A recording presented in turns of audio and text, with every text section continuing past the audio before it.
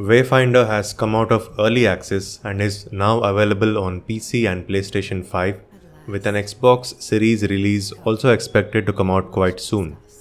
The development story of this game has been nothing short of incredible, and it is a small miracle that the 1.0 release of this game is actually available now. Just 14 months ago, when the game suffered extreme server issues at the launch of its early access, and then saw a drastic fall in player numbers, it was hard to imagine that the game would survive. That version of the game was actually scrapped, but the version of the game that we have now takes the best parts of that old game and repackages it into a single player action adventure title with optional co op. I'll speak more about the history of this game, but if you're not going to watch the entire video and just want a quick summary of this review, here it is. For the asking price of $25, Wayfinder provides a solid action RPG experience with a beautifully designed world, a decent collection of boss fights, and a well-balanced gameplay experience that you can stretch for more than 50 or even 100 hours. If you're looking to play this only for the story, expect to complete it in less than 20 hours or even faster if you choose a lower difficulty level. And even then, I feel it is worth the asking price just to experience some of the boss fights. The developers have proven beyond doubt that they are passionate about this project and have openly admitted that the future of the franchise depends on the sales of this $25 version of the game. So for what it's worth, I hope this review convinces a few people to give this game a try so that this passionate team of developers gets enough funding to keep working together. Now let's get into a few more details. The review is broken down into different sections, so feel free to jump around and learn more about a particular section of the game. There will be some spoilers in the video. Let's begin. Through the gloom. And for that, we need Wayfinders. We need you. This section may not be entirely relevant to the game itself, so feel free to skip it if you're not interested in a recap of the development story. I'll keep the story short, but I still wanted to include it in the review because I have been invested with this game since last year, so I have not reviewed it as someone who has just picked up the 1.0 version and started playing. The story starts in August 2023 when Wayfinder released into early access.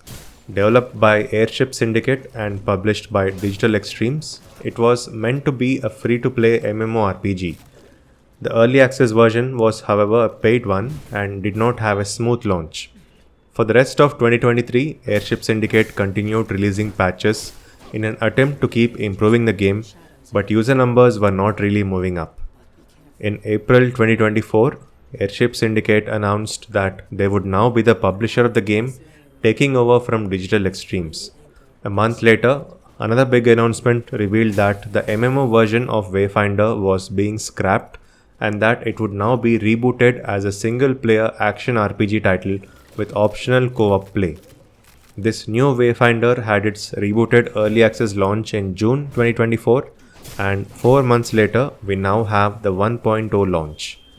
That is a very brief version of the development of this game, and I encourage you to look through the Steam page to read through the official updates to learn the full story. Now, coming to this review, I have not played through the entire 1.0 version of the game as it launched on October 21. I played the entire early access version that came out in June and then continued my story progress from there with the 1.0 version.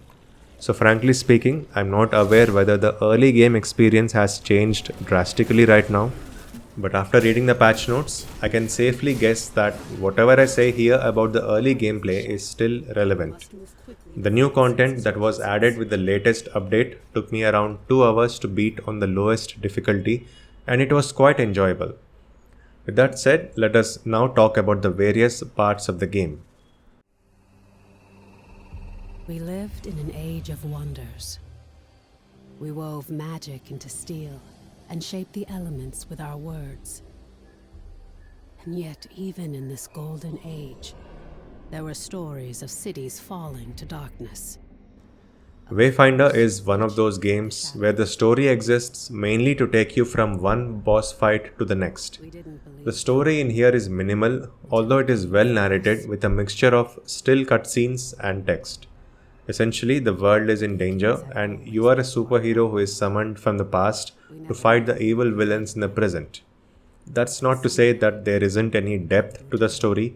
For those willing to spend the time, this game does contain a lot of lore and is full of interesting characters. I didn't really finish a lot of side quests, so I'm not too familiar with the entire story.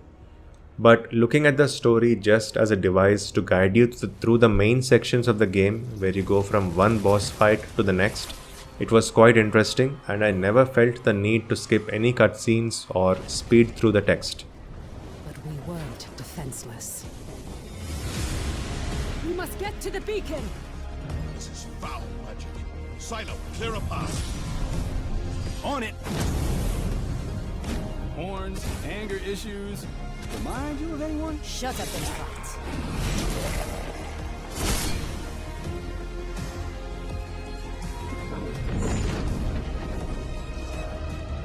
There are too many.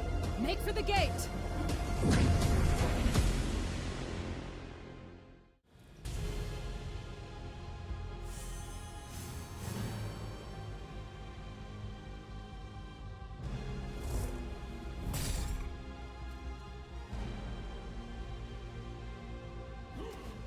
As with most action RPGs, the gameplay is what players keep coming back for.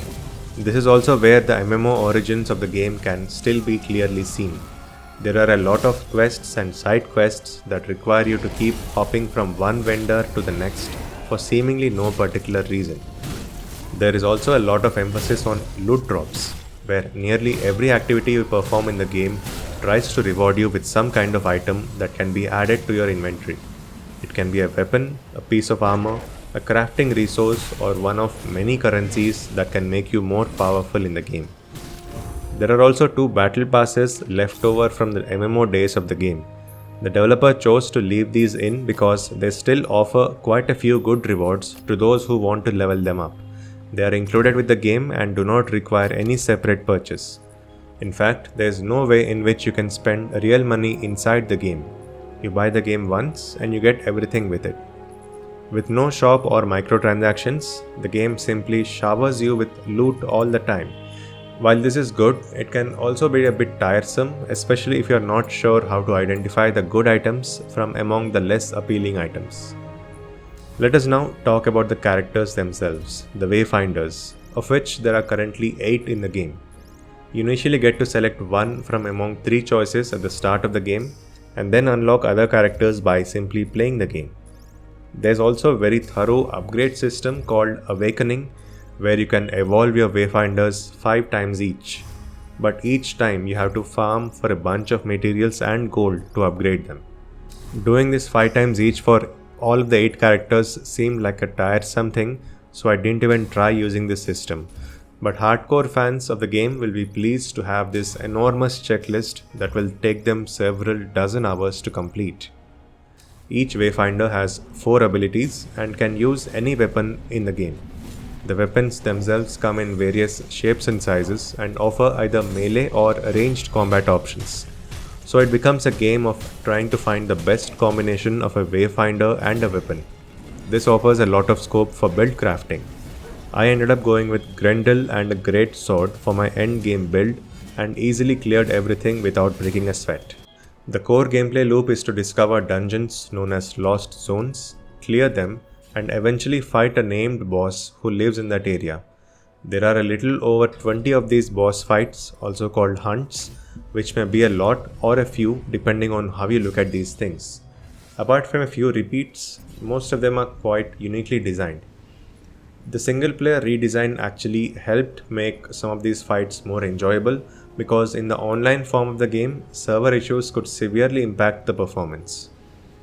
After you beat the story, the main endgame activity is to take on mythic hunts, which are higher level versions of all the boss fights you faced in the main story, as well as a few fights that are unique to these game modes. In exchange for taking on these high level hunts, you are rewarded with high level mythic weapons, which immediately render all of the other loot in the game useless, or at least that's what I felt. Since this is an RPG, you have the usual elements like a skill tree, ability upgrades, and whatnot. I'll be honest, I didn't really invest a lot of time in these systems, so I can't provide a detailed opinion on them.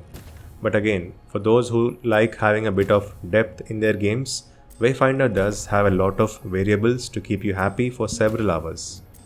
Even better, you can switch characters and weapons at any time during a fight, at least when playing alone, so even if an experimental build goes wrong, you can immediately switch back to your favorite build without having to reload.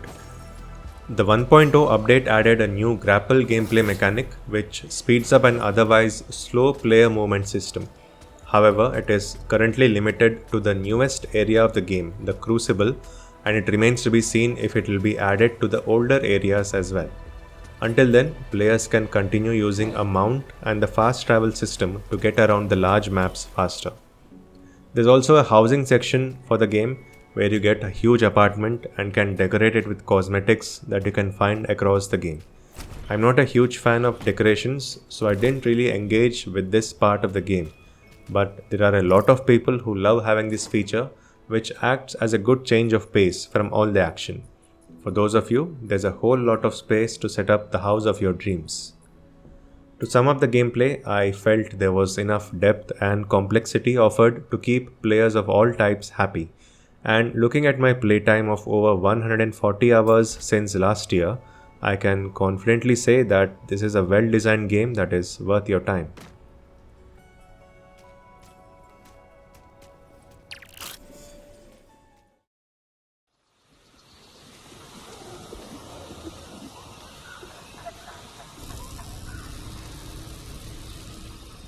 The art of Wayfinder is what caught my attention the first time. Before we go any further, let me apologize for the visuals shown in the video because my PC is a really old one that is not rendering this game at its highest graphical settings. But even my potato PC was able to show me that this is a beautiful game. The three major areas offer a good mixture of environments, making exploration a treat. The cutscenes are not rendered with full cinematics like we are used to with bigger action RPG games, but they retain the painting-like art style that the rest of the game features. As for performance, it is currently a mixed bag, but again, part of the fault is mine for running this game on an old PC. However, I was happy to see that the performance has certainly improved a lot since the game became single player. I faced no major issues of any sort and was able to complete the game with minimal crashes and loss of FPS. The sound and music complement the beautiful art. The early part of the game features a few soothing tracks that I listen to quite regularly while writing. I'm not sure how many tracks were added in the latest update, but it is those early tracks that I keep returning to. Do give the soundtrack a listen if you get the chance.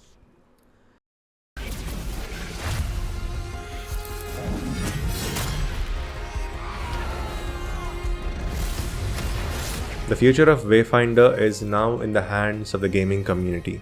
If you remove the emotional development story from the picture and look at it simply as a AA action RPG game, it is probably one of those titles that a lot of people would be interested to try if it was on Game Pass or PS Plus. Since I already invested in this product, I ended up playing it from start to finish and genuinely liked it, especially for its current price point. If this was a $50 or even $40 game, it would have been really hard to recommend. But at a much more friendly price of $25, this game offers a lot more than 25 hours of enjoyable content. I've done my part and tried to spread the word. Hopefully, enough people buy this game so that the team raises the funds required to continue releasing more content for this game, or simply to survive as a studio and make some other game. The links to the store pages can be found in the description. Thanks for watching.